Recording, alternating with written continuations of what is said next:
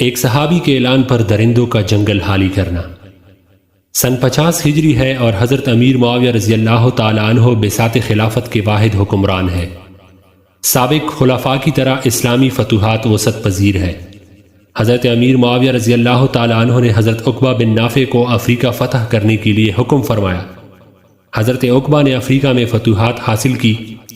جب کیروان کے پاس پہنچے تو ایک مہیب اور خوفناک جنگل کے سوا کچھ نہ تھا۔ خطرناک درندوں، زہریلے سانپوں اور وحشی جانوروں کا مسکن تھا، جہاں پر سے انسانوں کا گزر ناممکن سی بات تھی۔ سالوں تک درندوں سے مقابلہ کرنے کے بعد کہیں آبادی کی نوبت آ سکتی تھی، مگر حضرت عقبہ نے کیروان کو ایک اسلامی شہر بنا کر آباد کرنا طے کر لیا تھا۔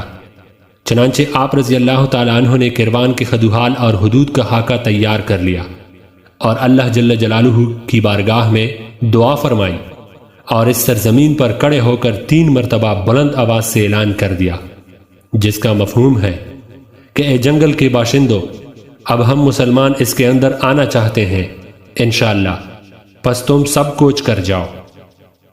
آواز کیا تھی کہ بجلی کا ایک کڑکا تھا اور اس اعلان کا خاطر خواہ اثر ہوا۔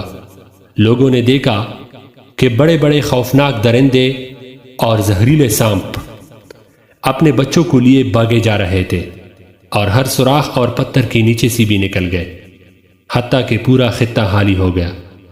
جب حضرت عقبہ رضی اللہ تعالیٰ عنہ نے دیکھا کہ میدان اب بالکل خالی ہو گیا تو قوم کو حکم دیا کہ اب تم لوگ اللہ کا نام لے کر آ جاؤ۔ چنانچہ انہی کی اشارے اور حکم پر کیروان بسایا گیا۔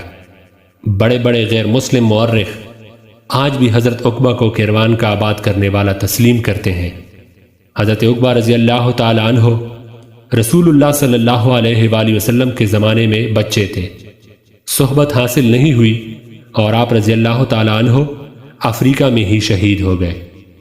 اور اس خیرت انگیز واقعہ کو دیکھ کر ایک جم غفیر لوگوں کا مسلمان ہو گیا۔ سبحان اللہ۔